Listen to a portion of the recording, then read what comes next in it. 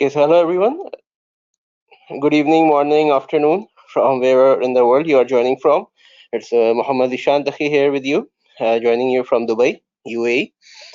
First of all, I warmly welcome you to this week 3 of our weekly webinar series that is empowering finance professionals to play business-centric role at the forefront, that is organized by HOFT, Hub of Finance Transformation. And today we are conducting the session 3, that is the week 3 of our weekly webinar series, that is on building effective FP&A teams, going to be presented by Tejas Parekh, who has already joined us from United Kingdom, UK. Tejas Parekh is basically, he's the lead consultant and director in one of the consultancy firm based in UK, the Akshar Consulting Business Consulting firm based in the UK, and he is very passionate about supporting and helping the finance professionals and finance leaders to transform their finance function from back-end service provider to more strategic enabling function, and also to drive the business performance, and also helping with the use of emerging technologies. So I hope you can get lots of value from him, and we want today's session to be more interactive as well.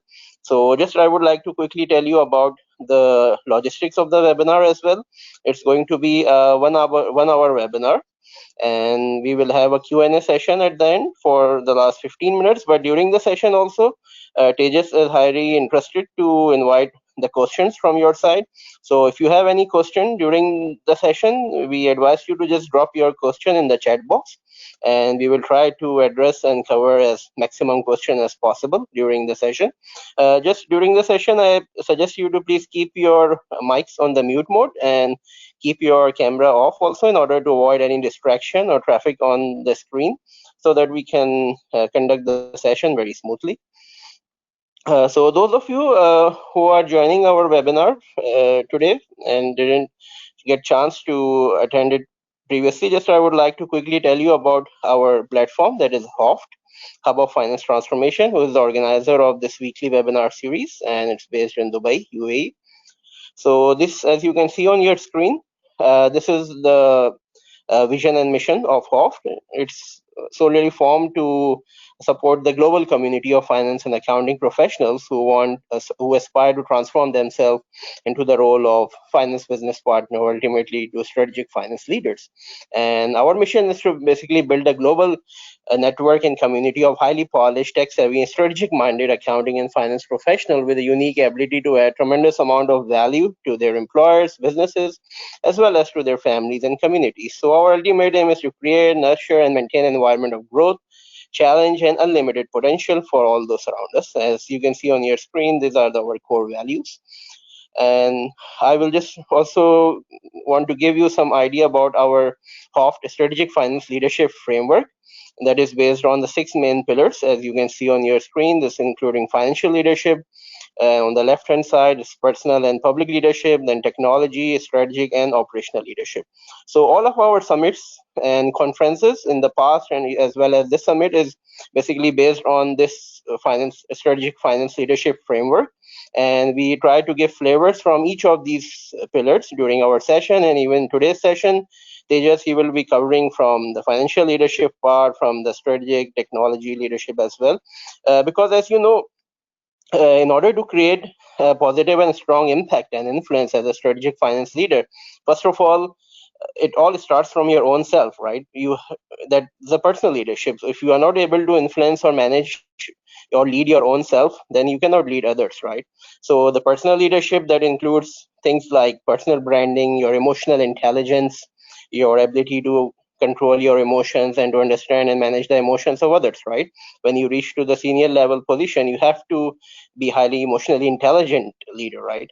And also you have to build your brand as a business partner, because if you build your brand as a number cruncher or as a back-end service provider, then of course you will not be perceived as a value creator or someone to act as a finance business partner. So that's why personal leadership is very important. Then public leadership, it includes things like collaboration, your communication, and your relationship building, because no matter how much strategy or technology knowledge you have, or operational knowledge you have, but if you don't have a good communication skills, if you don't have the ability to build good relationships with non-finance business functions, then of course you cannot create positive and strong impact, right?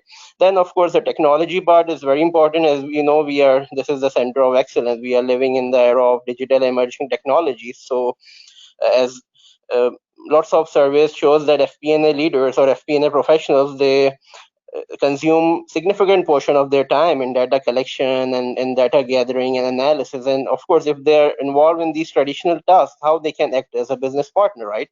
So here they can leverage emerging technologies like RPA, robotic process automation, or artificial intelligence, and what you name it. There are lots of emerging and digital technologies these days available. As Tejas will also talk about it during the session. Then of course, strategic leadership. In order to act as a strategic business partner or finance business partner, you should understand the value creation process, how the organization creates a value for its customers and other stakeholder, how it formulate, implement, and review its strategy. Then of course, to implement and execute the strategy, you should have understanding of the operations, like that's the operational leadership. And then of course, everything we have to see through the finance lens. Being the finance professionals, we have to connect the dots. We have to integrate the finance with our operations and strategy, and that's when we need financial leadership. So in this way, we can create the impact and influence. So that's all about this. You can say a quick summary or overlook of our strategic finance leadership framework. And today also, we are going to cover a very important topic that's on building effective FP&A teams. So Tejas, he has decades of experience in the area of FP&A, and also currently he is also supporting finance professionals in their transformation journey towards a strategic business partner and helping them to drive the business performance. So without taking further time, I would just like to release my control and give it to Tejas Parekh. Thank you, Tejas, are Seshan. you ready? That was a Yes, I'm ready. If you can just let me be the presenter, please, if you don't mind. Yeah. Thank you, Zeshan, for that brilliant introduction to strategic finance. I think you have covered a lot of the points I'm going to make anyway, so there might be a bit of duplication, though I will try and give you a bit more context and share some of my personal experiences as I go through this. Zeshan, you need to make me presenter, please, so that I can share my slide. Yeah. Here you go. Okay. There you go. Perfect. There we are. So basically, I have established a independent consulting firm, a boutique consulting firm for finance at the minute. And where I come, what we'll be covering today is around building effective FP&A teams. To give you a bit of from a academic perspective, I have an MBA, a CIMA, and I have just finished my professional consulting qualification as well.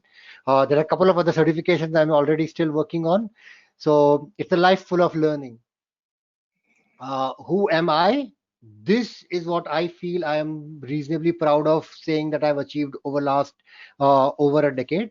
I have used everything from tax expertise to add commercial value to basically, improving how financial planning and forecasting and budgeting is done, how basically business transformations are done, implemented dashboards at Vodafone, build analytical tools using Access and Excel and Power and pivot tables, just to make sure that there is an infrastructure for basically analysis.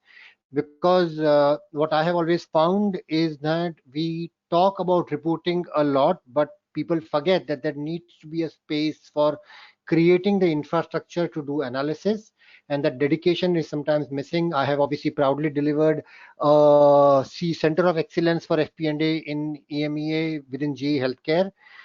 It was a reasonably big size business. It was 67 countries, 18 brands, 13 different currencies, partnering with 10 different directors plus the SVP of EMEA. So almost 11 senior stakeholders.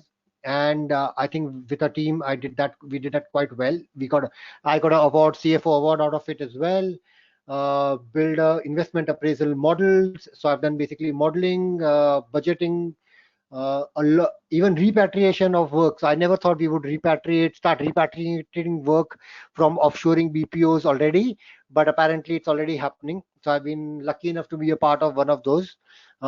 Again, if you see some of the numbers, my focus has always been reducing the time spent on activity and therefore more resources available on value adding. That's the point I'm going to make as we go along. The agenda today is reasonably simple. It's quite light. Why should we do this? What is wrong with what we are doing today? What does good look like? Are the kind of questions that people always have. That, yeah, I know something's wrong, but what? I can't put my finger around it. I don't know what does good look like. uh, and especially when you are in a leadership position, it does get a bit lonely as well. So that's a quick overview of why do we bother to do anything which helps improve FP&A. Then this is the key meat of my presentation today of what are the key components in my definition for effective FP&A. There are other definitions out there. There are other influences out there, and I can be wrong. What I'm saying is this is my experience having worked in really different industries, from market research to telecommunication to healthcare. I have worked across a lot of industries in FP&A and done a lot of different things, as I highlighted earlier. So this model which I am proposing is based on my experience of the same. You can obviously twist it and turn it what works for you.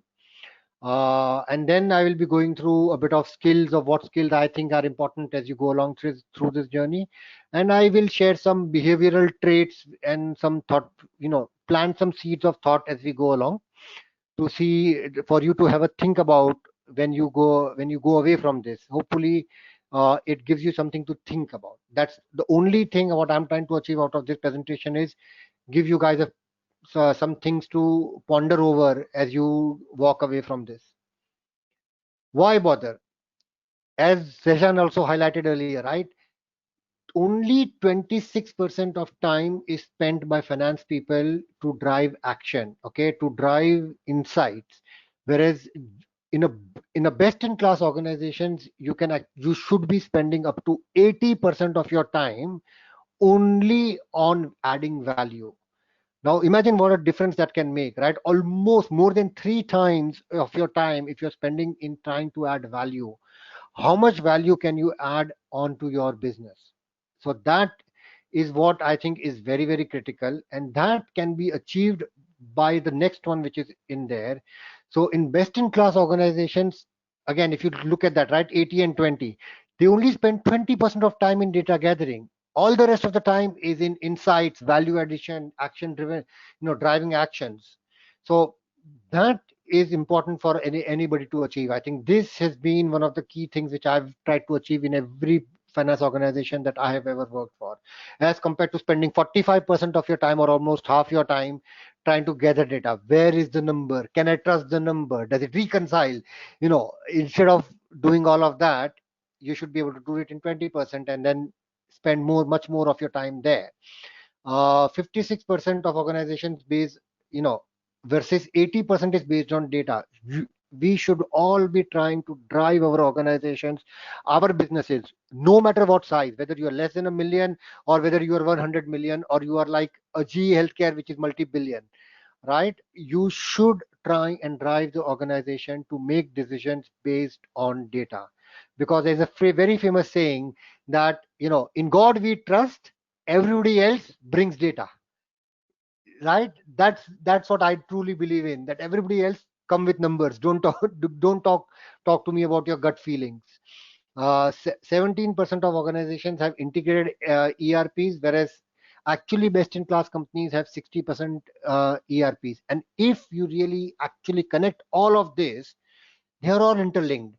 Because if you have an interconnected ERP, you are not spending time in data connection, you are spending more time on analytics and insight, and therefore you are actually enabling more, basically, decisions based on data. So these are all not independent of each other, they are actually all connected to each other. So it's not like I can achieve one without achieving the other. And that is the mistake which most people make, because businesses try to say, oh, you should be doing this. But if I don't provide you with the ERP, you can't. It is not humanly possible. You are only human. So Hence, as finance leaders, we should learn to look at the bigger picture and see how all these puzzles fit together. That's the point. Okay. Uh, Now to the crux of the whole conversation.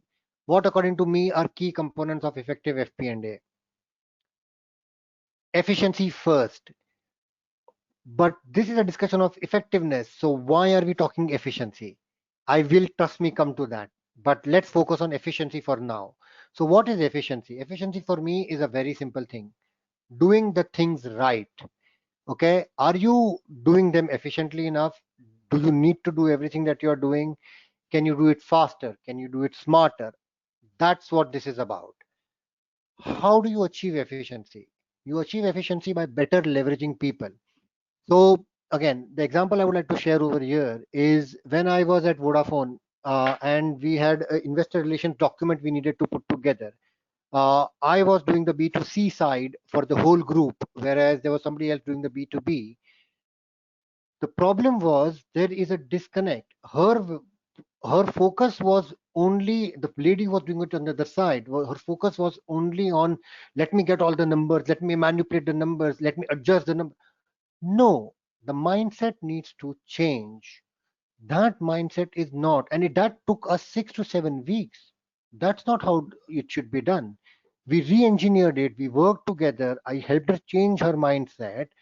We were then able to do the investor relations process for Vodafone as a group. So like you can imagine, 45, 50 billion turnover, pounds turnover business, we were able to do in 7 to 10 working days the strategic page of investor relations, which was printed in Vodafone annual report in 7 working days. If you can do it for Vodafone, why not for any other business? It's like a 50 billion business, man. It's possible, right? We just need to work together. How do we work together? By making processes more efficient. uh, this one I would definitely want to talk about the center of excellence which we made at GE Healthcare. My job was to make a center of excellence for FP&A. We had around 25 FP&A finance professionals across the whole region of 67 countries. We sat down as me and my team, 5 people in the central team plus myself, sat down with all the people in the regions. We jotted down, make a detailed inventory of what are the activities they are doing, why are they doing it, what is the frequency, what is the value add, who is the audience, what is the source of data, how are they verifying that data, all those detailed understanding of the activity. And we realized that actually 25 people are doing 70% same activity using slightly different KPIs, using slightly different formats, using slightly different measurement metrics. How does that help? How does that add value to anything? And therefore all of them are spending 1 hour, say for example, to give you an example, on the sales dashboard, which most businesses which you are working with will have. On the sales dashboard, everybody is spending 1.5 hour every day. Now you can imagine 24 people means your business is spending 30 hours every day on making a sales dashboard. And what is the difference between all the sales dashboard? There is negligible difference. What did we do? We sat down, we understood the importance of every KPI they were using. We had our own inputs into the same. We made one dashboard. We made one dashboard for every country. You could just from a drop down, and no, only Excel, no software. This was back in 2010, so there were not even so many SaaS companies and things like that. Very simple, doing streamlining of processes. We started doing the whole sales dashboard centrally in less than 45 minutes. So now process where the business is spending 30 hours doing sales dashboards, we have made it into less than 45 minutes. That is process improvement, right? There is scope. And this is for GE Healthcare. Our turnover was $750 million. So it's not small by any standards. We were going to 3000 SKU level detail. So no detail was lost, but it is still possible, and no fancy software. That I think is actually the power of finance, because we are people who can think in a very lateral, streamlined manner. If we just learn to work together in that kind of, and we push ourselves to actually streamline things. And then technology again, in this whole process, we've talked, Zeshan touched upon it as well. We have to learn to, leverage technology. We don't use a calculator anymore to do a PNL, hopefully not. Hopefully we at least use Excel. So why not take the next step from Excel into what next? Actually, the world is going from Excel towards much more a framework of data management. How are you managing really your data? Okay, and this I think is very, very important. So what I have learned like over the time is, I learned MS Access. Why did I learn MS Access? Because my job needed it. Simple as that, nothing more, nothing less.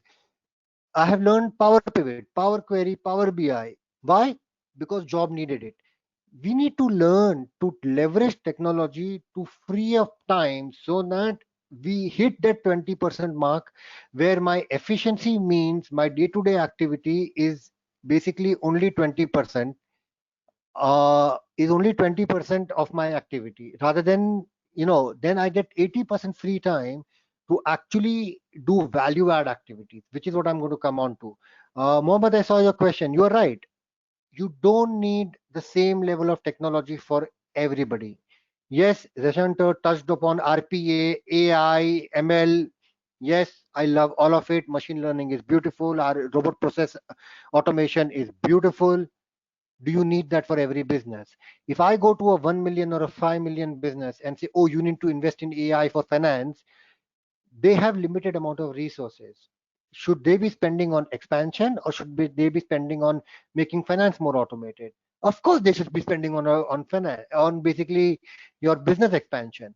So it is horses for courses.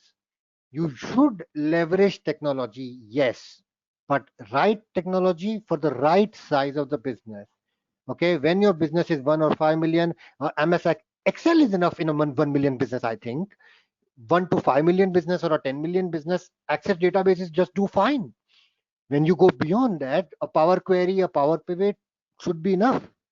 Power BI also is only needed when you are a good 30, 50 million business, and you have people all over the world, and you want to send up reports without physically sending emails and things like that. So it depends on what stage of processing you are on, that you would basically apply technology. And I want to clarify this at this stage, because like all the people on here, on LinkedIn, we will all see, oh, world is going towards RPA, everything is auto. No, it's not. No, it's not. I have just recently finished at even Unilever, and they are obviously as big as they get. Even they have just finished even implementing Power BI. Forget RPA, forget AI, forget ML, so machine learning and all of that. Even Power BI, they have just implemented, and they're still working on significantly improving user experience. So no, technology is horses for courses. Apply, learn, and use what is right for your business. Okay, you need to do what it takes. But why are we talking about efficiency so much? Because when you have efficiency, when you have minimized your day-to-day data gathering activity, your day-to-day activity to 20% of your time, then is the time to then transform your mindset. I have the time. That is the time when you should start thinking from a value protector to a value creator. That is where you need to start thinking about, how can I add value? And that is where then effectiveness starts coming in. And that is where you can start questioning yourself and your surrounding. Are you doing the right things? Okay, first within finance, then start working with, I don't know, the sales organization, the manufacturing. I have sat with a warehouse manager and discussed with him, okay, what are you doing on a day-to-day basis? How are you doing it? Why are you doing it like that? Then you can have those conversations, because you need that time resource. There is only 24 hours in a day, and all of us get only 24 hours. So that is where you can, only when you become efficient is when then you can start thinking of becoming effective. Okay, and for me, effective in finance, I am going to put my neck out there and suggest a framework: finance business partnering. This is one word today on LinkedIn has been, if anything, I feel is, personally, I think it is overused. It has been around for ages. Finance people have always wanted to do this, and good finance professionals have done it in the past, are doing it in the present, and should continue doing it in the future. What is exactly finance business partnering, right? It's about sitting with your director. So, like, one of the finance business partnering activity I used to do is like act as a pricing manager, though I was head of FP&A. So when we are putting in contracts for NHS in the UK for our pharmaceutical products to supply to them as a full year, 1 year, 3 year, 5 year contracts, I would sit with them, review the whole pricing structure which is being put into place, the volume which is being committed, and things like that. And based on which, then I would advise where we can adjust volume, where we should adjust price to make sure that the product mix is correct to maximize profit for the business and maximize bonuses for the sales guys as well, to be honest, and nothing wrong with that either. So that is finance business partnering. Business for me, finance business partnering is walking in the shoes of the people you are supporting, okay, and working with them to match their interest. I have purposely not included performance measurement in this conversation, because here, if I am truly a business partner, in my opinion, I am performing with them, so I cannot measure them. I am a business partner. I am walking with them on the same road, wearing the same shoes with them, metaphorically. So there is no question of performance measurement. I have already tried to my best to push them and do make them as efficient as I can. So the focus as a true business partner is actually to spend time with the team and help them perform their best. That can be on the sales side, that can be on manufacturing side, that can be on warehouse side, can be, across the HR. You can be a finance person who is helping, support functions like HR, IT, all of those things. Whatever you are doing as a finance business partner, one of the key things, if I think I would want to message, want you guys to take away from this conversation is walk in their shoes. Think how they feel and how they are trying their best, and how can you help them add further value, because ultimately we all exist as a business, all the functions exist to add value to the business. So as finance business partners, that should be your focus, is what I would feel. Decision support. When you are a finance business partner and if you have really understood the business, then is the time when you can start supporting the business make better decisions. One of the decisions which I really feel still very very proud of, I've supported with GE Healthcare. This was back in 2010 11, after the financial crisis. We were trying to change our go to market model in Italy, for example. The contract came onto my table where we were trying to outsource our sales and marketing in Italy.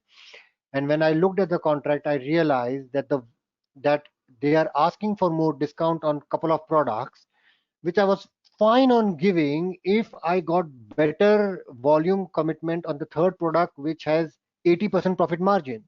Now I have that insight. Not everybody does. So I actually sat down, modeled it out, showed the local director and my senior vice president who was sitting, who I was sitting in the same office with. And I evidenced to him that, look, this is worth your while. Give the distributor a discount, but put in a clause for better, basically, volume commitment on the third product. So, that way you can actually help improve that decision maker make better decisions. They don't always have all the insights, so you help them with that. And how could I do that? I could only do that because I had leveraged my access database. I had built my sales analysis master, my SAM. I had everything ready. Took me less than 30 minutes to put the analysis together, because time was of the essence as well. Brought it across to those guys.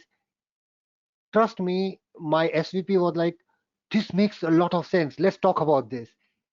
In 30 minutes, I was able to add 2 million of net profit to the business's bottom line for foreseeable future, because this was in a 5 to 10 year agreement. So straight 2 million on the bottom line. What do you think the next time when you go to that SVP or the director and propose something, are they going to listen? Of course you are. You've built credibility. Every time I went there and I talked to them about some new idea, they were like, yeah, yeah, sit down, let's have a conversation on this. Because, but I am able to do that because my efficiency was structured. So my decision support was prompt and timely, and therefore I was able to earn that credibility. It's it's all connected to each other. It's not independent of each other. Sorry, let me just quickly look at the question. Should we separate the team who are supporting decision making from the team who are managing traditional? No. In fact, I would counter it, right? There should not be a team managing traditional budgeting, planning, and forecasting. How about that? Your normal team should be doing that, but doing it efficiently in 20% of their time. So 80% of the time they are doing only decision support. Today we are all going through Corona and COVID globally. Every business in the world is impacted. There is hardly any business not impacted. Nobody is going to give finance leaders more headcount. If a finance leader goes and says, "Oh, I want 5 new headcount because I want to create a center of excellence for decision support," you are not getting that. Nobody is. So it is, in fact, better value is added by getting the budgeting and forecasting team to do the value added as well, and thereby actually connecting the two. So when you have done this decision support, when I then build the budget for that business for the next year, I knew that these are 3 or 4 deals we have signed. These are the decisions we have taken.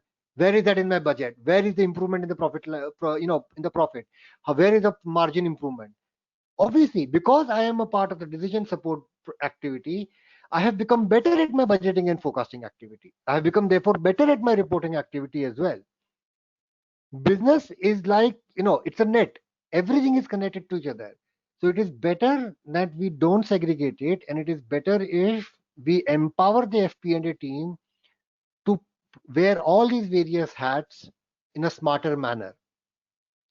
And when you're able to do this kind of, business partnering and therefore support in decision making, what do you become?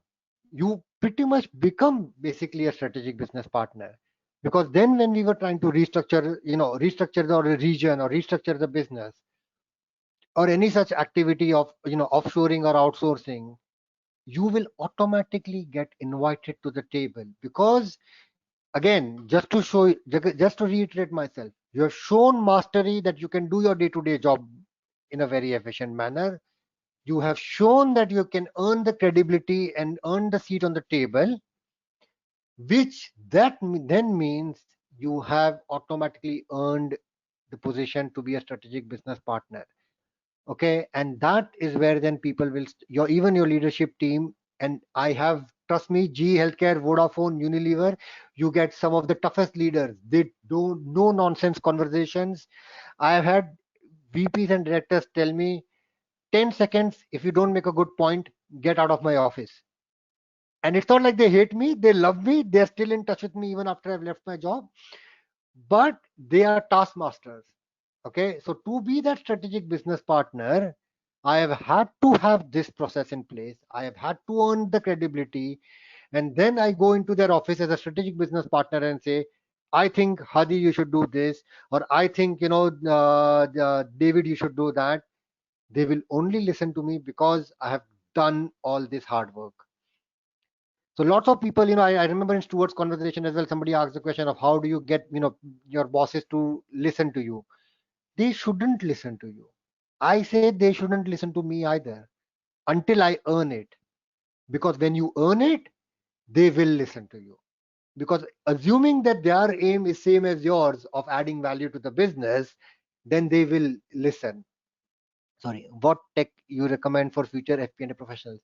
I have said that. Let me just quickly basically reiterate that I don't recommend any tech, and I recommend all technology. Everything from Excel book, and trust me, we think we know Excel book. We don't. I have just finished doing a Microsoft course on Excel, and there are things which I have learned which has blown my mind. There are things in Excel which, after 14 years, I have learned for the first time.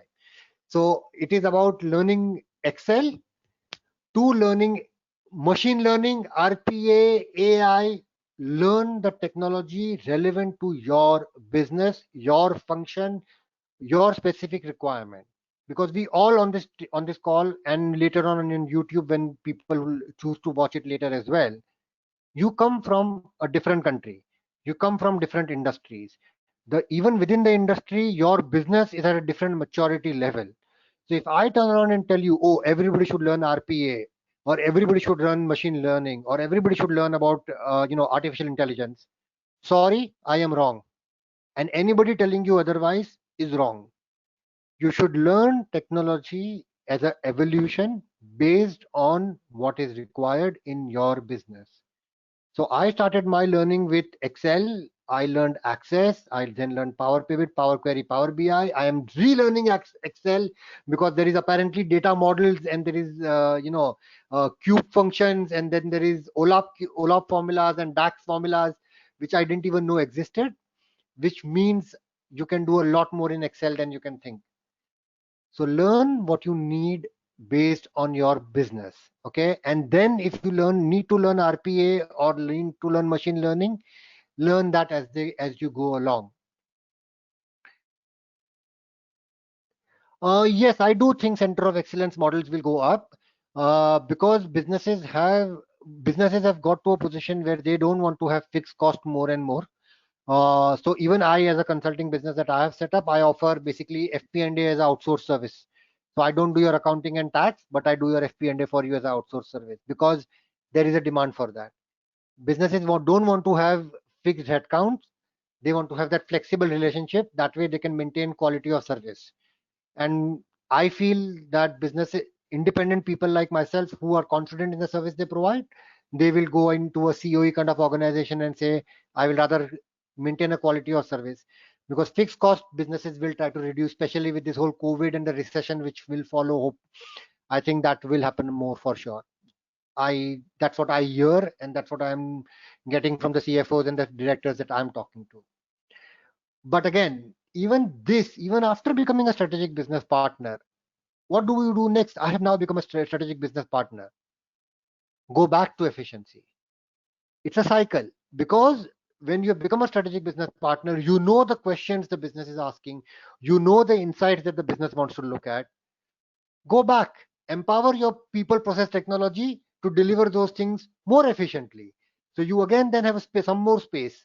Once you have made your sales organization efficient, go and work with your manufacturing, go and work with your R&D people, go and work with your support functions, go and work with your third party suppliers, and see how you can make sure that they are working with you more smoothly.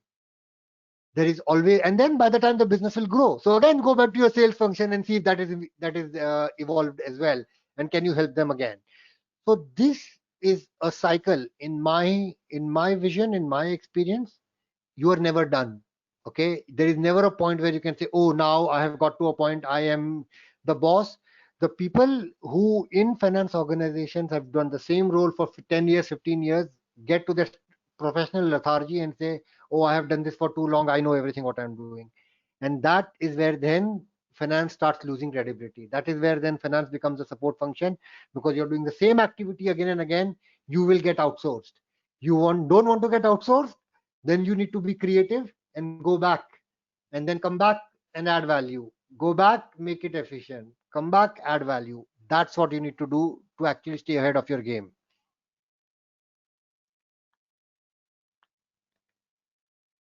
Is doing the right thing, Steve. I would say, how check your basics. Are they, first of all, what's the time they're spending? Two things if they're looking at. I would say first, how much time are they taking to gather data, right? Because I think future is going to be data led.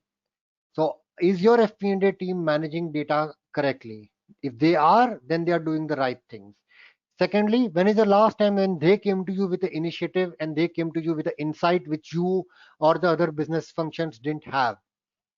If they do that on a regular basis, then they are doing the right things. So if they're managing data, and if they are coming up with insights, then you have a FP&A team which is doing the right things. Otherwise, your FP&A team needs to be looked at and check how they can improve better. Hope that covers that, Steve.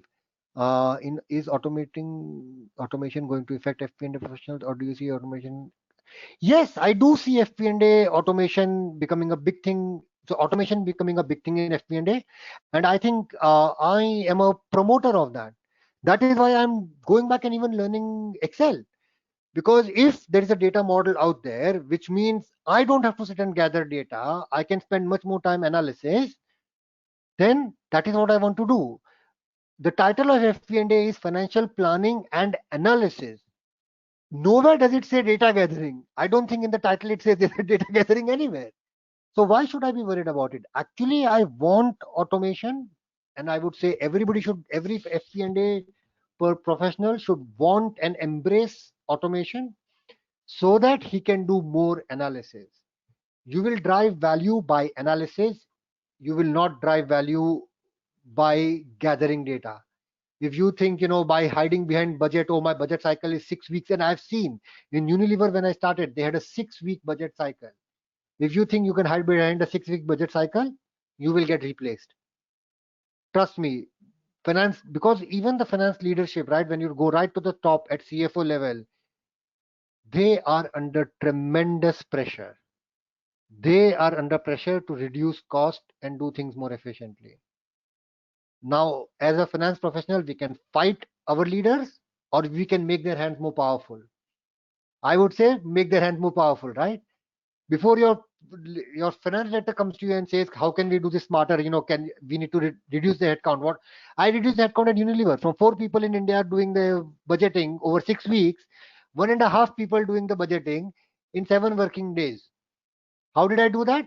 I applied Access database, developed a clear, crystal clear, streamlined process, made sure people are aware of their roles and responsibilities. So efficiency sets in. 6 weeks and 4 people process became 1.5 day process, 1.5% process in 7 working days. What do you think happened after that? I was sitting in meetings with the finance director and he wants to listen more. He wants to talk to me more. That's what you want, right? Who in this call, or which financial analyst is going to tell me, oh, I don't want exposure, I don't want to talk to the FD or the CFO? Everybody does, but you have to earn that seat on that chair. So use automation to actually help you get that seat on that chair, to help have that credibility. That is what I would say.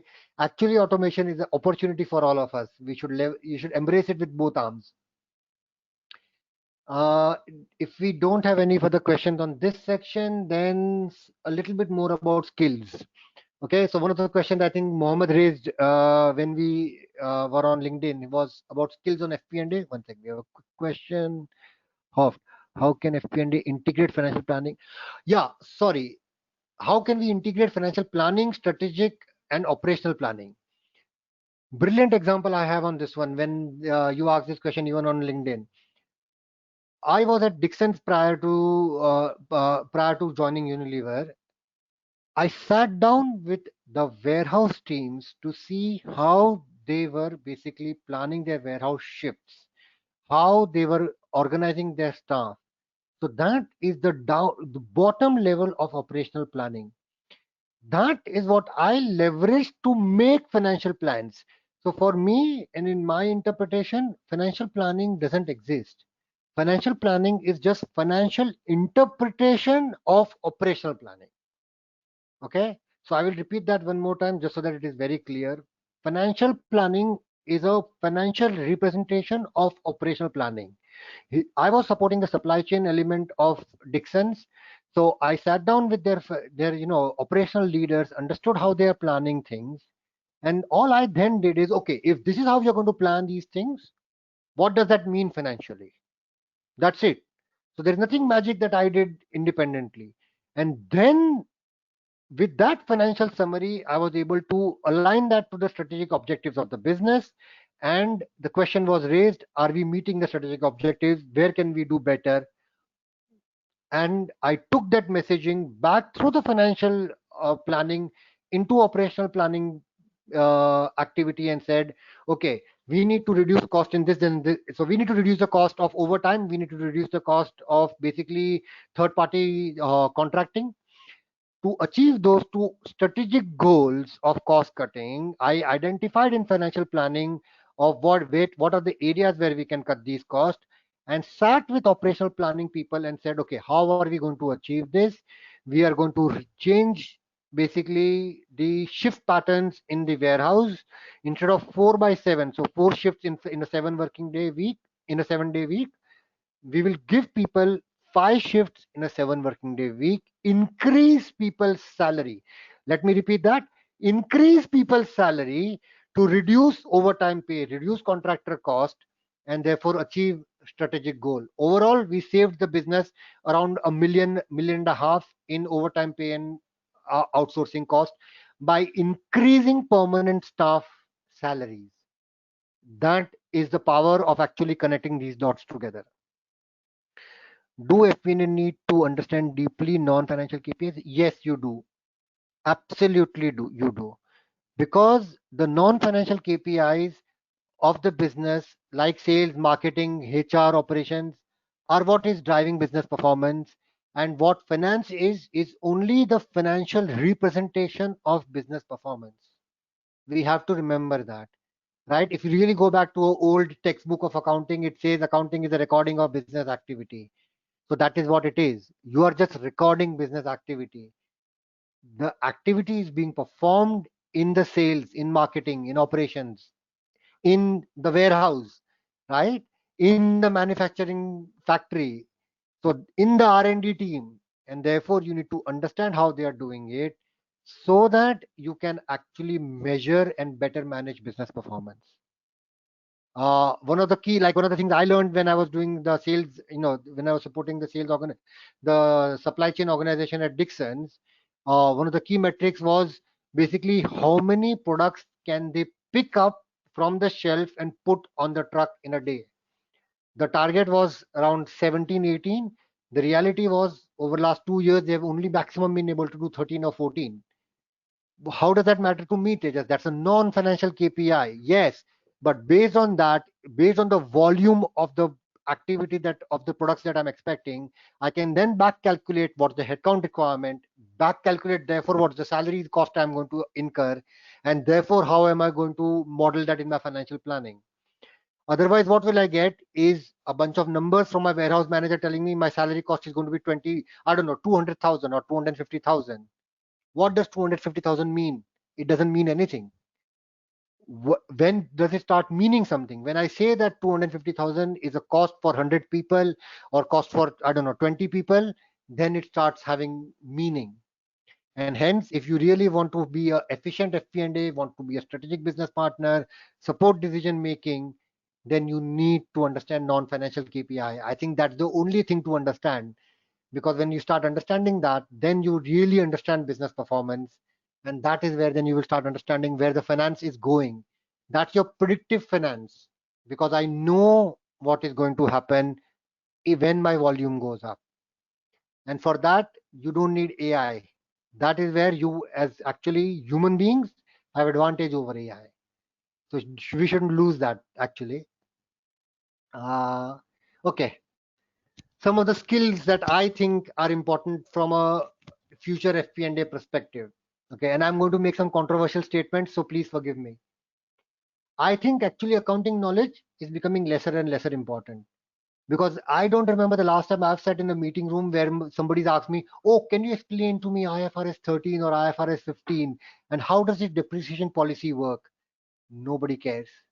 Okay, that for that there is a controllership team. They do this.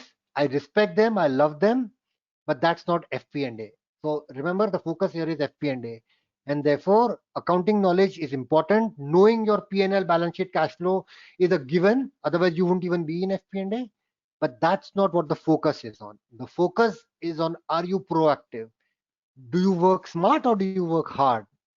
Okay. And again, to achieve this smarter work ability, do you leverage technology? Are you able to communicate with people?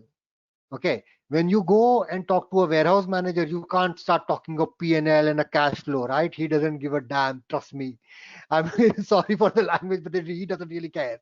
So are you able to communicate at different levels of the organization, at senior level as well as with completely, at every level of organization? Factory supervisor, are you able to talk to them? That is a skill which will make you actually indispensable in the future. Okay, because automation can be done by machines, That communication is where the human comes in. Okay, do you understand commercial? Do you have a commercial acumen? Do you understand business? Okay, are you able to connect the dots? So far, whatever slides I've gone through, I have never said, oh, this is different and that is separate. Nothing is separate. It's all attached to each other.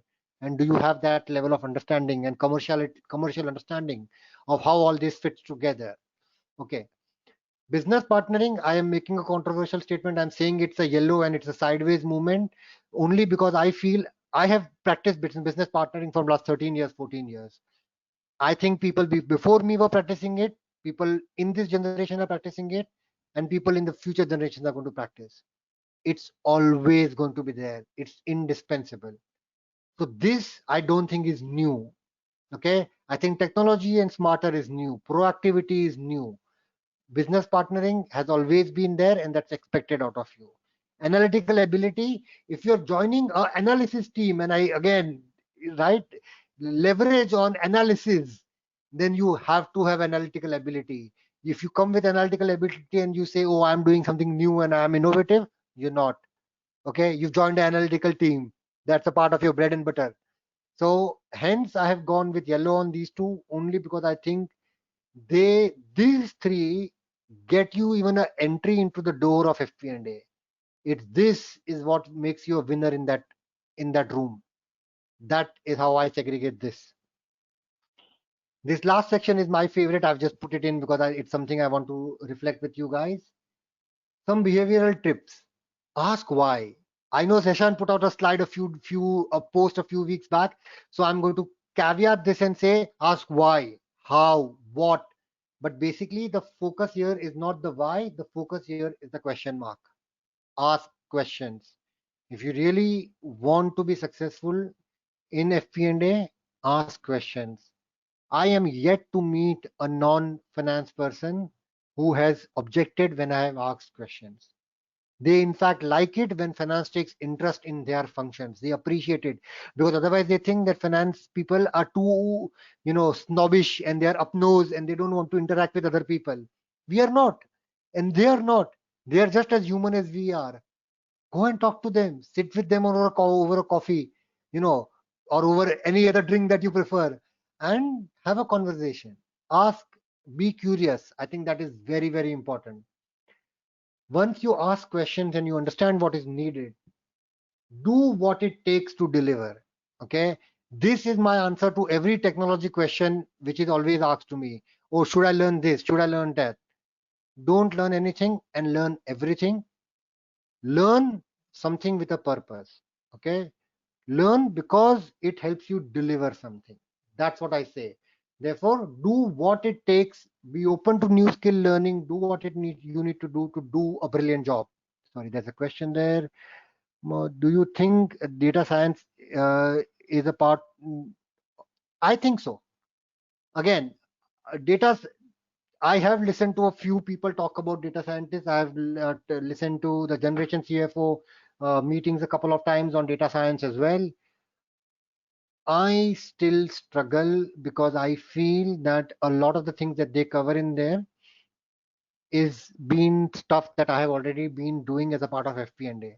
So maybe I don't know. I don't draw boundaries of this is my FP&A and that is your data science and this is sales and that is marketing. I don't believe in business with boundaries. I believe in work without boundaries because again, to give you an example, data science talks about connecting different dots, right? And making sure you have you are leveraging as much information as possible. So in my GE Healthcare days, we had data on every country. What is the install base of MRI machines? What MRI machines are going to be replaced with modern MRI machines? What new installations are going to happen? What is the throughput of patients going through each of them on an average? Therefore, what is the contrast agents which are going to be used on each of them? Therefore, what is my size of market volume? How much market share I have? Therefore, I'm getting my top line volume assumption from the market, not because my sales guy told me. Okay. Now, is that data science? Have I connected a lot of dots around it? One could argue either ways. I think FP&A people will have to push into data science and into IT to learn technology. Both are necessary to actually be credible partners in the future, because we will have to get out of our comfort zone of, oh, I do budgeting planning, I give out dashboards, which is performance measurement, and that is the magic I do. No, that's not magic. Machines will be able to do that very quickly. So you will need to move into data science, and you will need to move into technological implementation, so that you can actually still hold credibility around the discussion. We are not rocket scientists. Okay, I this is one thing I feel extremely passionate about. When I took up my first head of FP&A job, the culture in the office was, finance is there for normally 10, 12 hours a day. When I became head of FP&A, we would start at 9 o'clock, 6:30, everybody leaves office, no one gets left behind, nobody works long hours. Okay, you are not rocket scientist. You are finance professional. There is no process which cannot be done in 30 to 45 minutes. And I have worked in some of the biggest organizations, and I am able to still stick to this rule. So I don't believe, unless you can really, really evidence to me something different, I don't think anybody needs more than 30, 40 minutes to do one process. The sales dashboard example, which I gave you earlier, I can give you examples of PNL. I can give you examples of even making a presentation. This presentation, which I put together, I've spent 1 hour on it. Nothing takes more than 30 or 40 minutes. Okay, so that is a benchmark you should challenge yourself with and say, how can I make my processes smarter to complete it in 30, 40 minutes?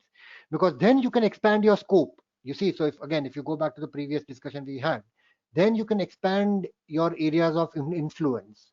Otherwise, you will be restricted into your own activities. You'll never be able to go beyond it. Sorry, there's a question there.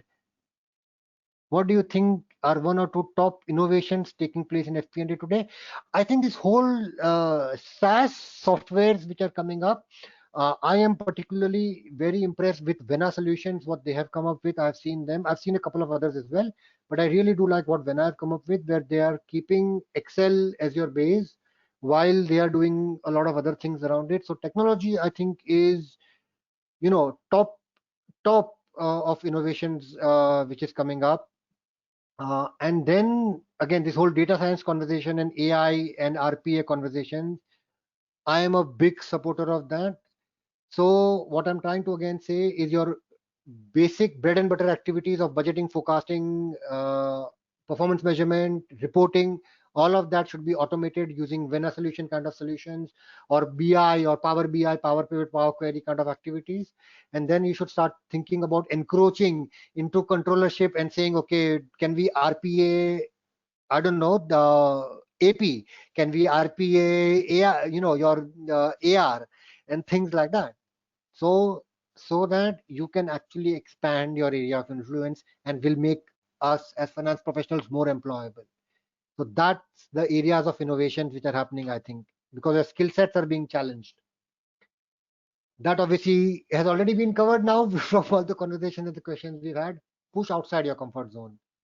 Don't be comfortable within, I hide behind my laptop, I talk only P&L, balance sheet, cash flow. I talk how to manage warehousing.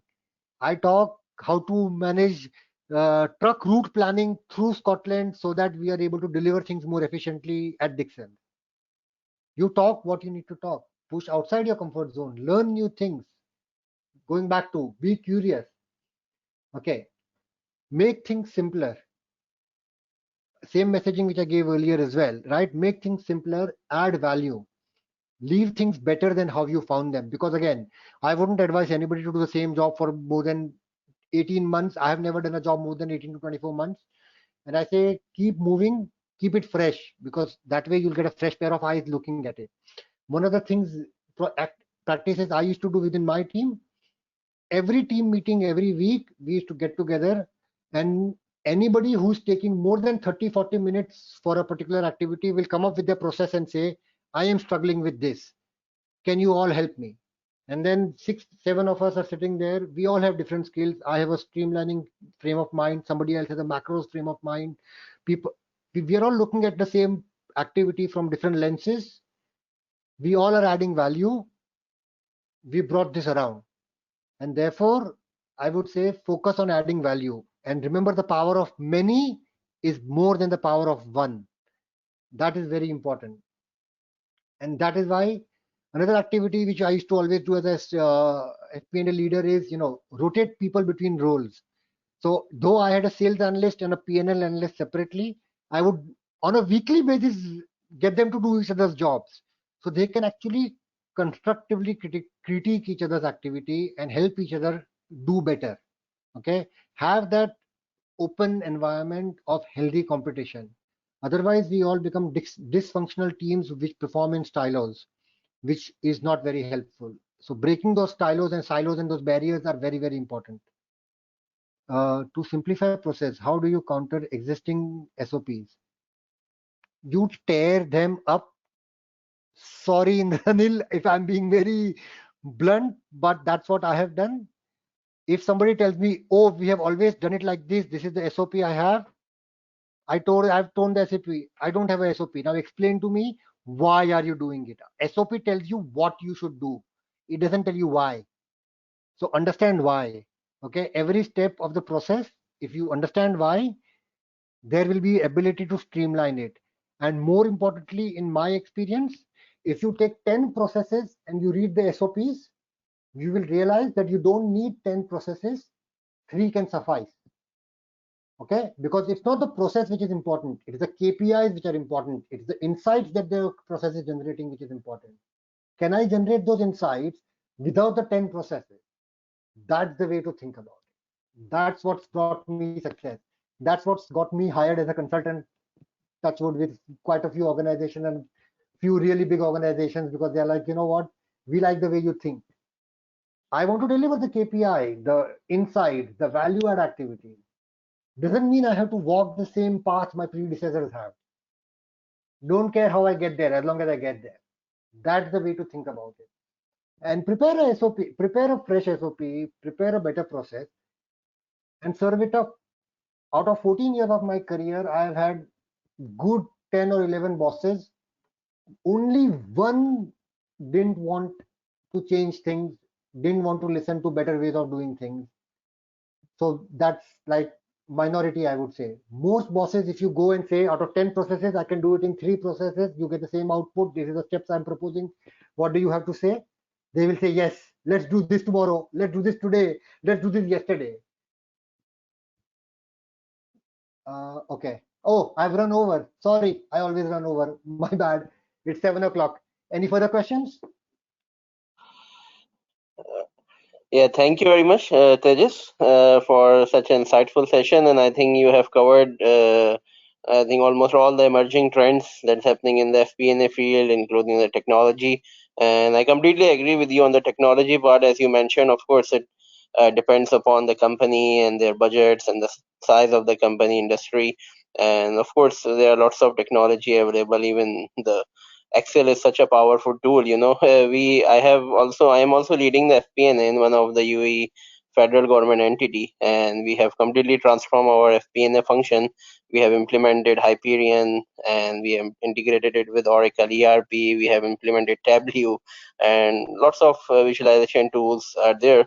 But still, we are sometimes, use Excel for some customization report. We use PowerPoint for board presentation. So of course, lots of tools are available, and it depends upon the business, the industry, and the requirements of the business. I think most important is to understand what business needs, because as you mentioned, that accounting and finance is just the representation of the operational and strategic activities. And so of course, we have to understand what our business actually needs, what's our sales, marketing, HR, operation, and our higher management needs. So of course, according to that, lots of technological solutions available. So I think you have covered nicely and very depth. I think all the questions from the audience we have covered, and it was, I think, a wonderful session from you, Tejas.